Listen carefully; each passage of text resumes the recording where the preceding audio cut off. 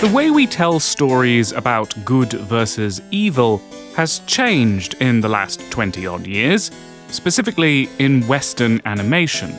Disney movies infamously don't have villains anymore. At most, they'll have a minor antagonist who isn't revealed until a plot twist in the third act. Saturday morning cartoons used to feature evil cabals of collectible action figures, but now you can't step without tripping over a redemption arc. This change could simply be attributed to shifting trends.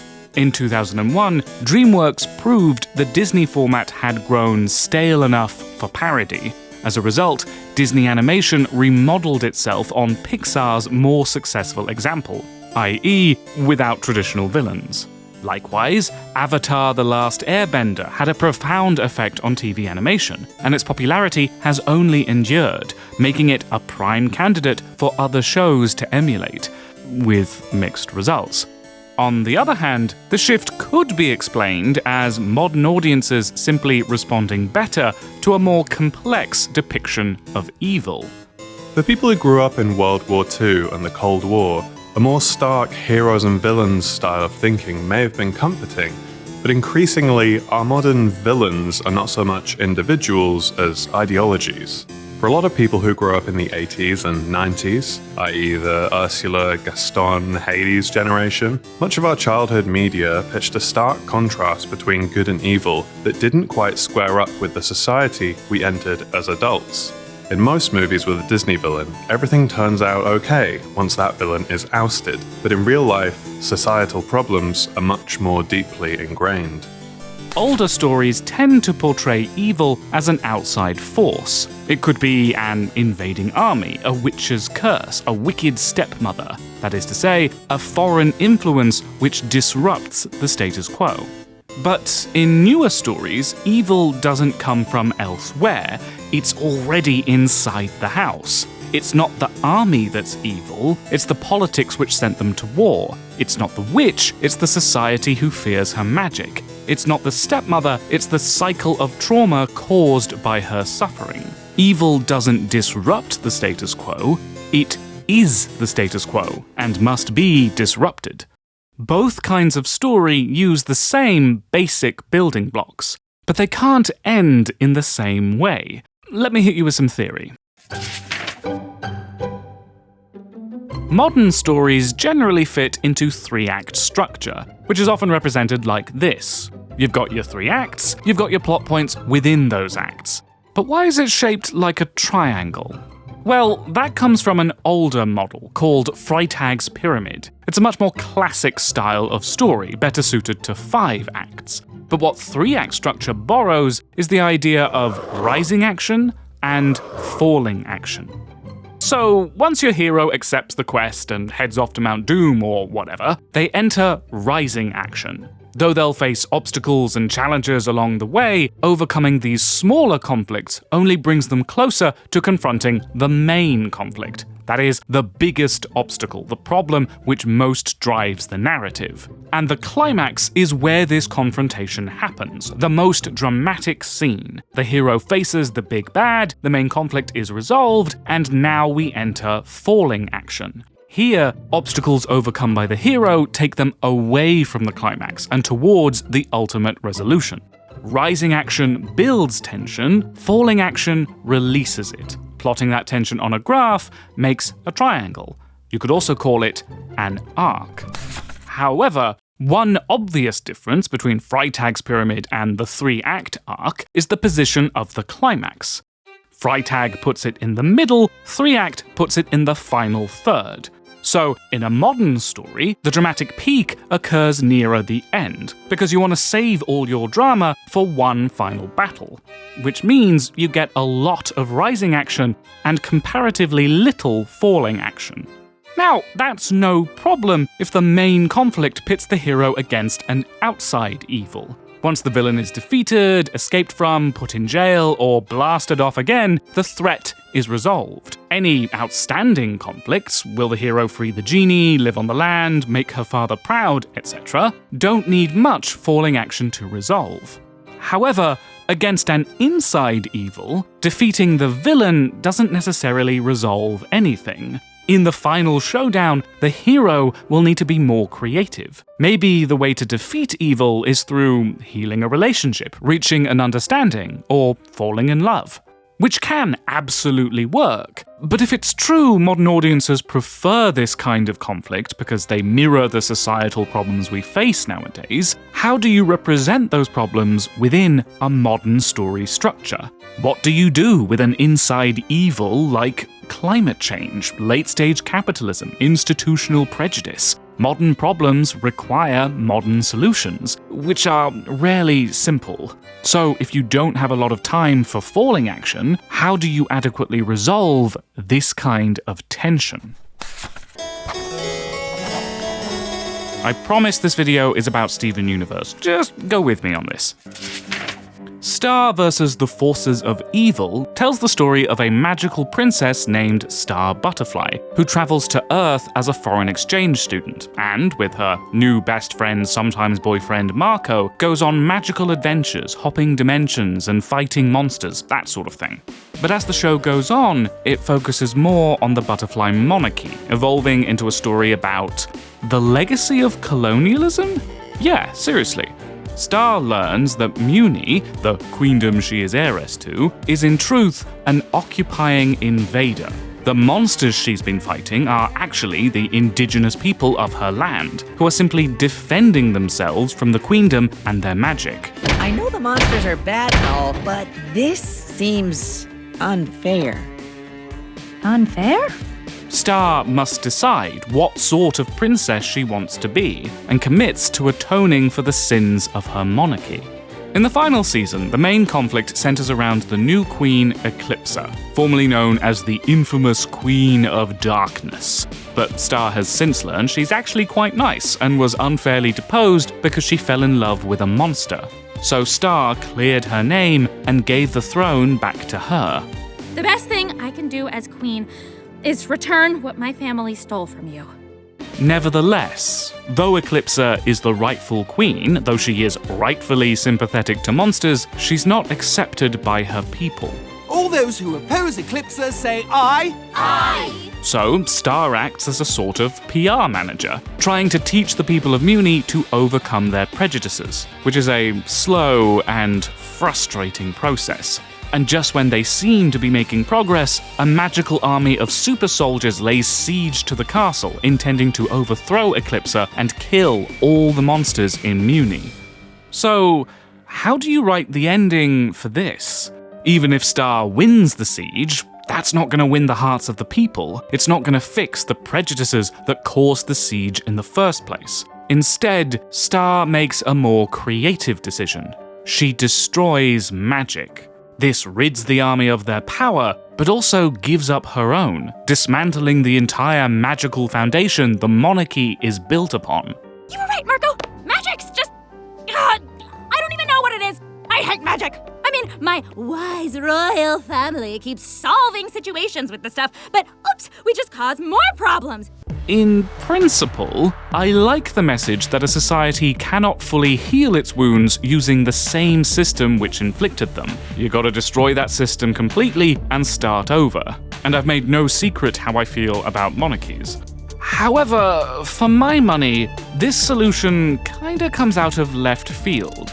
I mean, it is based on pre-established logic. Destroying magic was the villain's goal in the first two seasons. But at the time, that seemed to be more of a revenge thing, rather than an ideological one. The ethics of magic haven't properly been discussed before now. It's a power which can be abused, yes, but it's also allowed Star to go on 4 seasons of dimension-hopping adventures, so it's surprising how quickly she turns against it. Equating magic with the butterfly monarchy is, well, it's not wrong, but it's a bit too simple. Magic exists throughout the multiverse. It doesn't just belong to the butterflies. There are beings made of magic who will cease to exist once it's destroyed. But the show kind of brushes past that. What's going to happen to you? A good captain always goes down with his ship.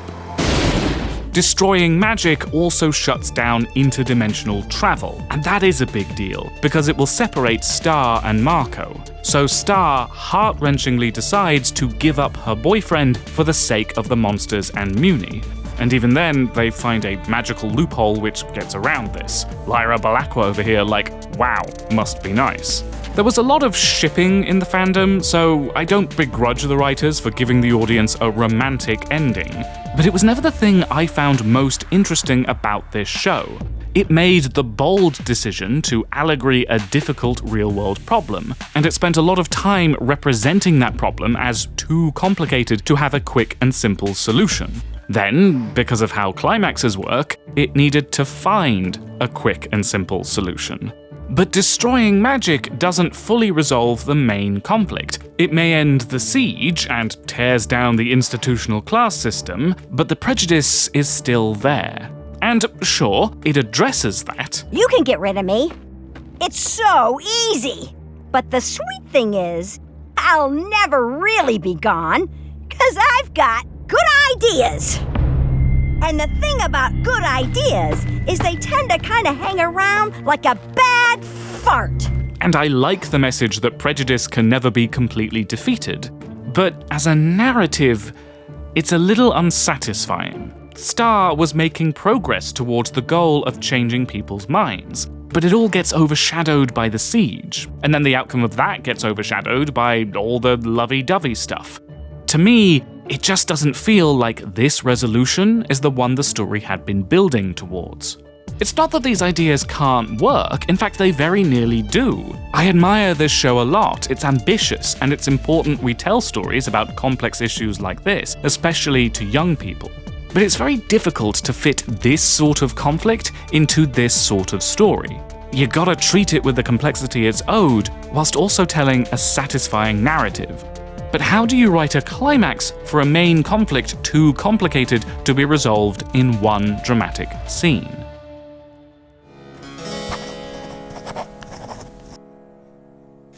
Okay, you may have noticed the criticisms I just made about Star can also be leveled against Steven Universe. It, too, is a story about dismantling a colonialist empire which is resolved in one dramatic scene. Now, I've made a whole video about how much I love that scene, and I still think it does a better job at resolving its main conflict than Star does. But that's largely because, while Star is more directly allegorical of real-world empire, Steven Universe uses empire as a metaphor to talk about family and identity. Unlike Star, the fight against the Empire is not the main conflict for Steven. Instead, the climactic scene resolves Steven's internal fears and doubts about who he is. Of course, that's closely connected to the fight against the Empire, solving one ends up solving the other. But the Empire only exists to drive Steven's conflict, what with the legacy of the war, the memory of his mother, his relationship to the diamonds, and a whole universe that doesn't understand what he even is. The story may be about resisting a colonialist power, but it's not really about that. Which, on the one hand, is quite clever, because the climactic scene doesn't need to solve colonialism. Dismantling the Empire is never Steven's primary goal. He wants to protect the Earth and cure the corrupted gems, problems which are related to the Empire, but simpler to solve. So, the climax resolves Steven's identity crisis, the corrupted gems are cured in the falling action, and though the Empire is technically still intact at the end, the narrative has sown the seeds of its destruction, thus creating a satisfying climax without framing the Empire as a problem solved overnight. On the other hand, it kind of is solved overnight. Steven has always defeated his enemies through kindness and compassion. He converts them, cures them, helps them resolve their own problems. And Steven Universe has always been about long, gradual arcs and nuanced character growth. It takes 9 episodes for Steven to win over Peridot, but only 1 scene to proselytize an entire society?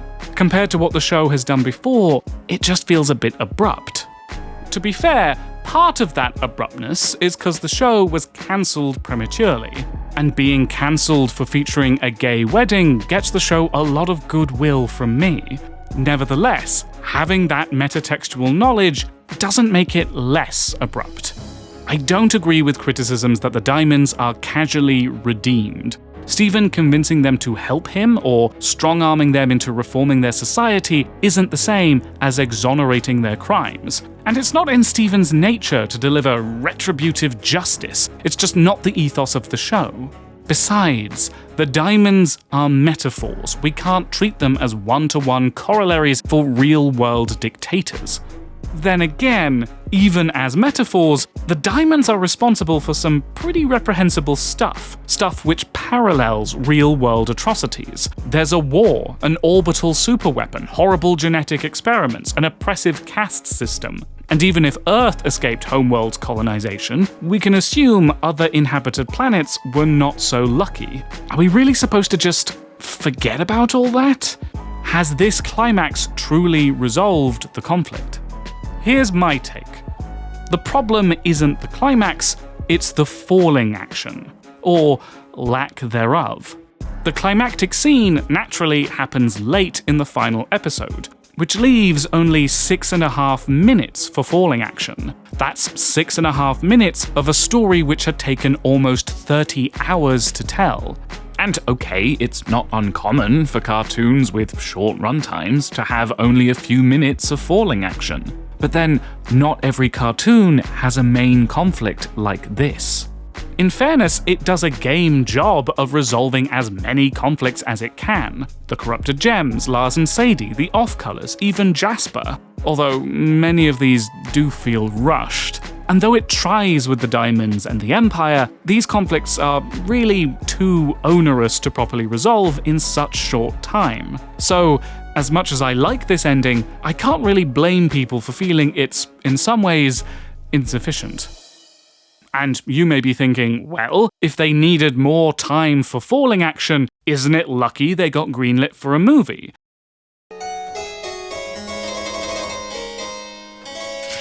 The pitch is easy enough to imagine. Homeworld is in chaos. Not everyone agrees with the regime change, and the Diamonds can't lead because they don't know who they are anymore. So Stephen has to help Homeworld with its own identity crisis by singing songs and teaching compassion. If they'd gotten another season, maybe he could have gone from planet to planet, dismantling the Empire piece by piece. You know, like how the movie says he did. As much as I've loved dismantling the Empire and saving all your planets, I can't wait to get home and spend some quality time with my friends. But we don't see any of that. Instead, the movie jumps 2 years forward in time, when all that's already done. Why? Well, the thing about a TV show is it's not just one story. Each episode tells its own story, which fit together for each season to tell a story, which fit together for the whole show to tell a story. Pyramids within pyramids within pyramids. So, naturally, every episode that comes before the show's climax is gonna have falling action for its own story, whilst also serving as rising action for the larger narrative. That's falling action within rising action, releasing and building tension at the same time. Which is easy enough to do. Just leave unanswered questions, or end on a slightly Pyrrhic note. The battle's done, but the war goes on, that sort of thing. But how do you do the reverse? Rising action within falling action in an episode set after the climax? We've just had the biggest climax of the entire show, paying off years of setup with the most dramatic thing which could ever happen in this story. We are firmly in falling action now. Yeah, we could tell a story about Stephen dismantling the Empire and facing new obstacles, but he's already surmounted the biggest obstacle in this conflict. At this point, his victory is a foregone conclusion. Literally, his victory was concluded before. There is no climax left to build to. How do you build tension when it's all been released already? The whole point of Steven Universe is that the characters are making progress, that they're having these long, interesting character arcs. In order to break the show, we have to break that theme, and that's what the movie does. The movie tells a story about the story of Steven Universe. The main characters have all their development reset and must relive their most defining experiences to return to themselves, which works because it's still connected to the climax, but instead of building towards it, it's reflecting upon it. It rebuilds tension by putting the resolution at risk. Now Stephen has had his happy ending, the most dramatic thing you can do is threaten to take it from him. I want my happily ever after back! Which is good, but it's not enough. The thought was that Stephen's friends losing their memories wasn't quite enough to propel a whole long-form movie. The movie's resolution still has to bring these characters to a place beyond where they began. Otherwise, it will all feel pointless. We can't just undo the reset and finish on the same resolution as before.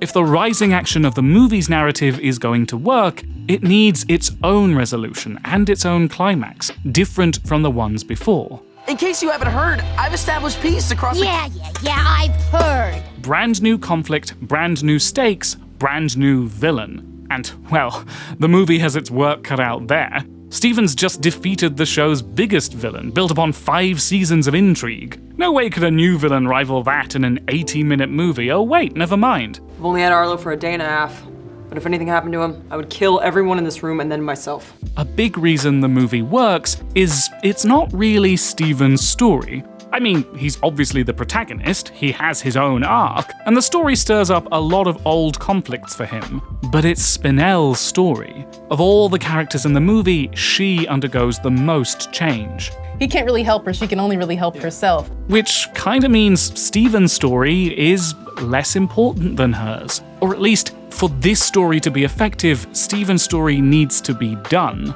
In order to build tension, he needs to be in a place where this threat matters, when he has the most to lose. And all the characters need to value at the utmost the journeys they've been on for it to mean something when their memories are lost. That's why they sing a whole song about it at the start. What we really wanted to do at the start of the movie was give you this sense that everything had concluded. And that's really important for them because they feel like they've been through so much. So, yeah. Time skip. Gotta be. We can't reflect on the journey just gone if the journey's still underway. We've gotta clear the stage for the new story. And okay, the movie can still give us some much-needed falling action for the old story, but only what's also relevant to Spinell. Stephen can talk about dismantling the Empire in a galactic broadcast, but only because that sets Spinell's plot in motion. We can see the strained relationship Stephen has with the Diamonds, but only because their longing for a pink surrogate ends up concluding Spinell's story. Any other unfinished business? The movie has no choice but to sweep under the rug. Well, almost. I really liked the thought of breaking down happily ever after and how it's not a very helpful idea. These characters are never going to be done working on themselves. There's still a lot more for them to learn. There's no such thing as happily ever after. I'll always have more work to do.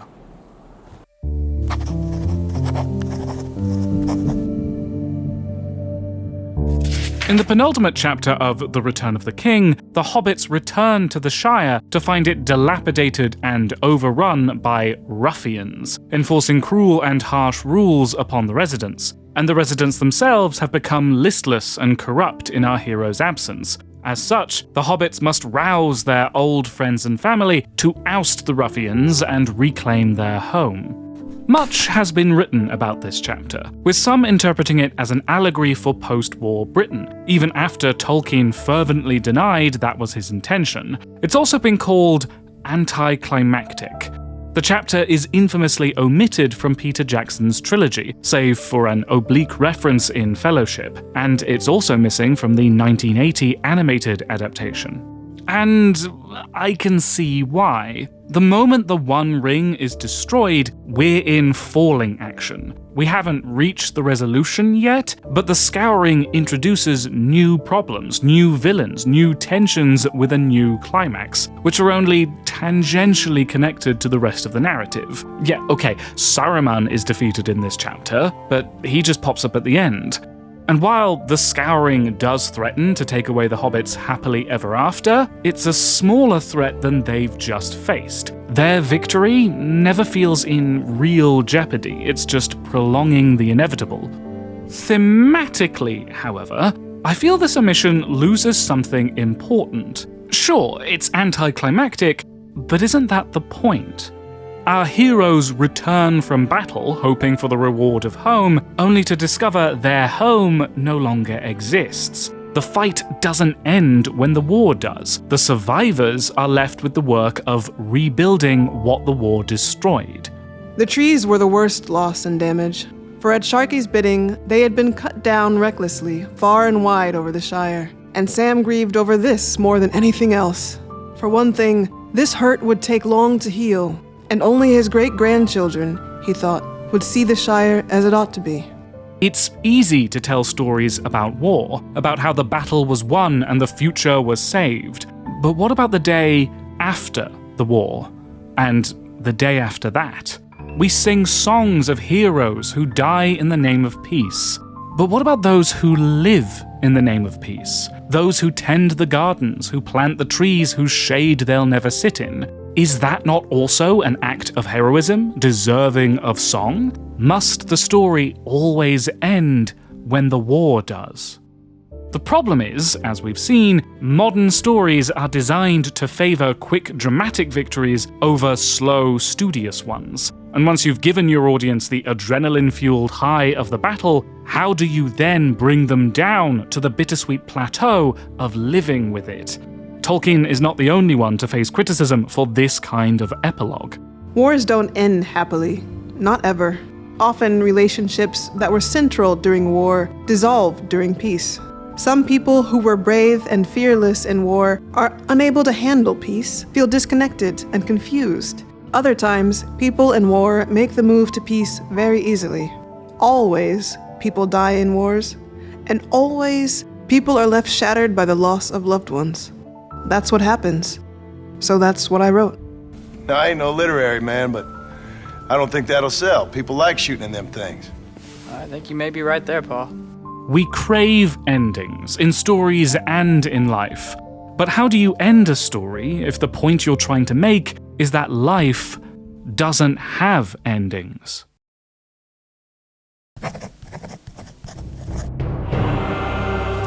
I started to think about all the hero stories where the climax is a fight, fighting for what you believe in. These stories never really grapple with the fact that being in a fight is really unhealthy for a person, even when you win. I feel like if you grow up watching movies, you might think there's nothing better in the world than being in a fight and winning. But being in a fight can be really difficult for you, physically, emotionally, and developmentally. Stephen's been through a lot, and he came out victorious, but he took a lot of damage. At first glance, Steven Universe Future resembles that pitch I made for the movie. It may not be about Stephen bombing around space, but most of Future's episodes, certainly in the first half, centre on resolving a loose plot thread from the original series. We get answers to some lingering questions. Rushed conclusions are expanded upon, almost retconned, to allow for more meaningful closure. And it more clearly frames Stephen's victory as a work in progress. Dismantling the Empire was not achieved overnight. Future may not fully make up for the abruptness of the original ending, but it helps to more thoroughly address the complexity of the conflict. The series opens with Stephen curing a corrupted gem, because the work of capturing, bubbling, and curing them is still not complete 2 years on. There are still homeworld gems carrying out the work of the Empire, who must be convinced to come around to Stephen's way of thinking, which is not a straightforward thing to do. We see the diamonds working on self-improvement and repairing the damage they've caused. As metaphors, their crimes are not directly analogous to reality, which allows Future to make some of them reversible. Despite this, and expanding on what we saw in the movie, Stephen does not maintain a close relationship with them. He's become outright vengeful towards them, because redemption takes work and time.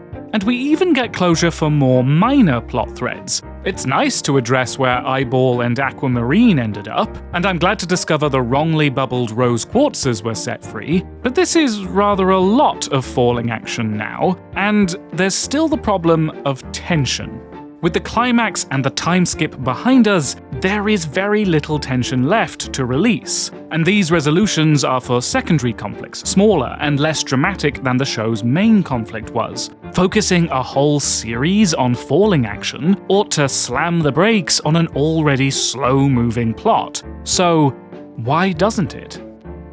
Here's the thing about falling action. When Freytag made his pyramid, he originally designed it for tragedies. Thus, in his climax, while overcoming the main conflict may lead to some kind of victory, it also sows the seeds of ruin. So it makes sense he would put the climax in the middle of the story. His falling action is not simply about resolving outstanding conflicts, it's about unpacking what the climax means. If rising action builds tension to create an emotional high, falling action releases it to create a contemplative low. Falling action doesn't slow the drama down, it creates drama of a different kind. From the climax on, what the hero has done reacts upon himself and gains power over him. The external world, which he conquered in the rise of passionate conflict, now stands in the strife above him. This adverse influence becomes continually more powerful and victorious, until, at last, in the final catastrophe, it compels the hero to succumb to its irresistible force. The original Steven Universe series is not a traditional tragedy, but with the addition of Future, it takes the shape of one. Steven Universe's original resolution to its main conflict, for all its abruptness, was very neat. Steven had his identity conclusively affirmed, he achieved his main goal, and the threat of Homeworld is no more. Every bit as complete as a modern story's ending should be. But with Future, the original climax no longer resolves the tension, it redirects it. As the conflict against Homeworld comes to an end, it gives rise to a new conflict within Steven. The end of Change Your Mind is the conclusion that Steven needs to reach. He's so relieved and excited to be himself, and he loves being himself so much, but that takes maintenance. There's not a eureka moment when you suddenly love yourself forever. I want to talk about how even afterward, you have to work to maintain a healthy relationship with yourself. Footnote, that voice was not Rebecca Sugar. The quote is from a book, so it was kindly read by my friend Cathy. I mention this just because some people get confused in my videos when Rebecca suddenly turns British. The narrative arc of Future itself still takes the modern structure, with rising action building to a late climax and comparatively little falling action, though it does at least get a whole episode of it this time. However, within the broader narrative structure of the show, the entirety of Future serves as falling action in the tragic sense. It's the fall which creates the drama, because each hanging thread is resolved in a way which also builds tension for Steven. When secondary characters complete their stories, that means leaving Steven behind. When am I going to see you again? When minor characters return to get closure, that means Steven is forced to confront his past traumas. I don't want to hear about it! I don't even want to think about it! And there are some outstanding conflicts which simply cannot be solved, which is a problem, because Steven has an unhealthy tendency to put all other people's problems ahead of his own. I think you should stop trying to fix everyone. Time has passed. Steven has aged. He's no longer the person he used to be. I don't want to disappoint you, but this isn't me anymore. Yet, as the old fight becomes work and peacetime becomes routine, Steven is left unsure of who he is now. I used to be helpful, but the gems don't need me anymore. And despite Steven's victories, these are problems which he is wholly unprepared to deal with. You think there's something wrong with my brain? Not wrong. It's that adverse childhood experiences or childhood trauma can have a lasting impact on how your body responds to stress. This is how you do rising action within falling action. As the tension of Future's arc rises towards its emotional high, the overarching tension of the show simultaneously descends towards a contemplative low. Releasing tension from the larger story necessarily builds tension for Future's story. So even though the scope of the main conflict shrinks from the entire universe to just Stephen, the stakes change, but they don't feel lower.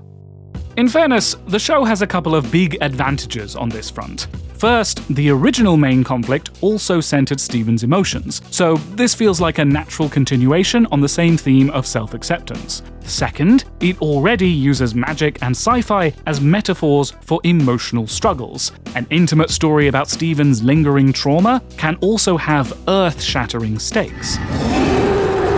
But just as importantly, the new conflict feels no less dramatic because it's very much built out of the old conflict. Where the movie introduced new tensions and conflicts, and therefore needed to prioritize new characters, Future finds the conflict within the original resolution. It's not just the rising action of Future which builds to the new climax.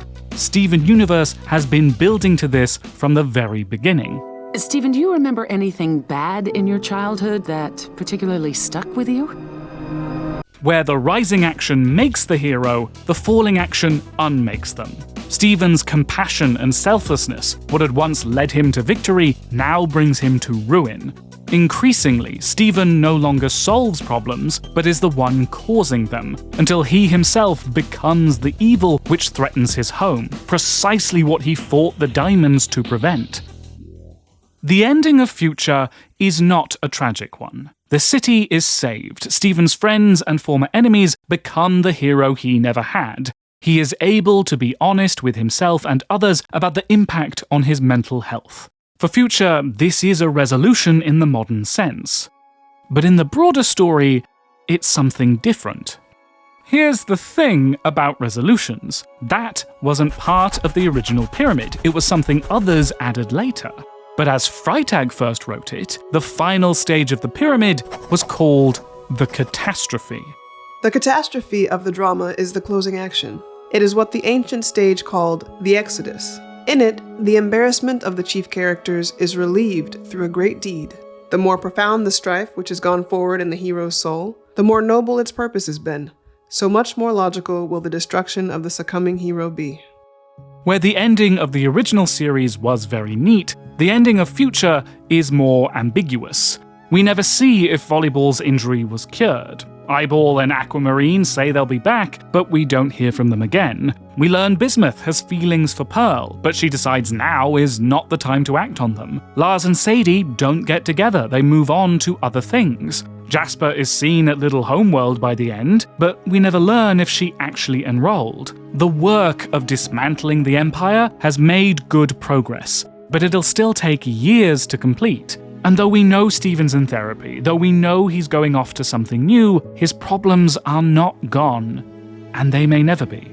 Winning the war has created a world which no longer needs a hero, so Stephen is forced to become something else. The original series ended with Stephen on a beach with his family, but Future ends with Stephen leaving that beach and his family behind. Future destroys the old victory, and Stephen succumbs to that destruction. That plucky boy who once saved the universe is gone forever. The new victory is knowing that's okay. You're supposed to change. You're never the same, even moment to moment. You're allowed and expected to invent who you are. What an incredible power. The ability to grow up. Steven Universe Future does what any good epilogue should. It makes the original story stronger. It gives closure to unresolved plot threads. It reframes Stephen's victory as more nuanced, befitting the complexity of the conflict. And somehow, it does all that whilst also saying resolution is not the point. It gives us the more complete conclusion we wanted, whilst also asking whether a definitive ending is really what this story needs. And I'm not saying Future is unique in successfully ending on an ambiguous note like this. I'm also not saying we should return to Freytag's model. I just think it's worth noting how our idea of falling action has changed since he first wrote about it. What I am saying is, I think what's gone underappreciated about Future is how well it pulls off this tragic structure in a story that is not a tragedy. That it goes for the more contemplative, melancholy conclusion, and still makes it a happy ending. We'll never know, of course, how Steven Universe might have approached its ending if it hadn't been cancelled prematurely, and I can't say whether every story about inside evils would benefit from an epilogue-like future. But if it's true modern audiences prefer more complex depictions of evil, maybe we should re-examine how we tell our stories, and above all, how they end. If you enjoyed the video and want to support the channel, consider joining my Patreon, where you can get bonus content and early access to future videos. You could also leave a super thanks here on YouTube. And don't forget to subscribe, like, share, or leave a comment. Thanks for watching.